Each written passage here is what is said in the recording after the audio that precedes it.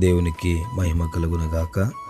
ఈ దినం దేవుని వాక్యం, నా శత్రువుల ఎదుట నీవు నాకు భోజనం సిద్ధపరచుదువు. ఈ మాటలను మహారాజు అయినటువంటి దావీదు పలుకుచున్నాడు. ఆయన తన జీవితంలో అనేక రీతిలుగా కష్టం నష్టం పడి అనుభవపూర్వకముగా పలుకుచున్నటువంటి మాటలే ఏక మాటలు. మనం గమనించినట్లయితే కనుక